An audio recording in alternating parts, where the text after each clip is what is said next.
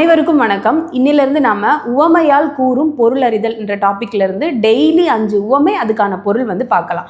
முதல்ல இப்போ ஏதாவது ஒரு விஷயம் ரொம்ப ரேரா நடக்குது, ரொம்ப வருஷத்துக்கு கழிச்சு நடக்குது அப்படின்றப்போ அதுக்கு நம்ம என்ன உவமை சொல்லலாம் அப்படின்னா அத்தி பூத்தார் போல அப்படின்ட்டு சொல்லுவாங்க. நெக்ஸ்ட்டு இப்போ நீங்கள் இப்போ ஒரு வழியில் போயிட்டு இருக்கீங்கன்னு வச்சுக்கோங்களேன். போகும்போது அங்கே பாருங்களேன் ரொம்ப அச்சசல் ஒரே மாதிரி இருக்குல்ல அப்படின்னு சொல்லுவாங்கல்ல, அதுக்கு அச்சில் வார்த்தார் போல. அடுத்தது அடியற்ற மரம் போல. ஒரு மரம் இருக்குன்னு வச்சுக்கோங்களேன், அதுக்கு அடியே இல்லை அப்படின்னா அதுக்கு மேலே இருக்க மீதி பாகம் எப்படி அது இருக்கும், கீழே விழுந்துரும் இல்லையா? ஸோ இந்த உவமை அடியற்ற மரம் போல அப்படின்ற உவமைக்கு பொருள் என்னன்னா விழுதல். கொஞ்சம் யோசிச்சு பாருங்களேன், அடி இல்லை அப்படின்னா மேலே இருக்கிற இது எப்படி இருக்கும், கீழே விழுந்துரும். சரியா? அடுத்து இப்போ நீங்கள் ஸ்கூலு காலேஜஸ்லாம் இருந்தீங்க அப்படின்னா நம்ம ஸ்கூல்லலாம் என்ன பண்ணுவோம், ப்ரேயருக்கு போகும்போதோ இல்லை உங்களை வேறு எங்கேயாவது கூட்டிகிட்டு போகும்போது எப்படி கூப்பிட்டு போவாங்க, ஒழுங்கான ஒரு லைனில் கூட்டிகிட்டு போவாங்க, வரிசையில் கூப்பிட்டு போவாங்க. அதுக்கு அணிவகுத்தார் போல அப்படின்றது தான் உவமை.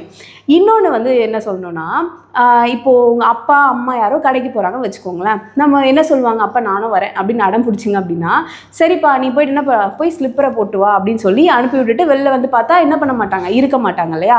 அதுக்கு அழுத பிள்ளைக்கு வாழை. ஏன்னா என்ன பண்ணுறாங்க, இது ஏமாத்துறாங்க நம்மளை. சரியா? ஸோ அழுத பிள்ளைக்கு வாழை கொடுக்குற மாதிரி தான் அப்படின்ட்டு சொல்லி இன்னைக்கான 5 உவமையால் விளக்கப்படும் பொருள் பார்த்தாச்சு. மீதி நாளைக்கு பார்க்கலாம். நன்றி.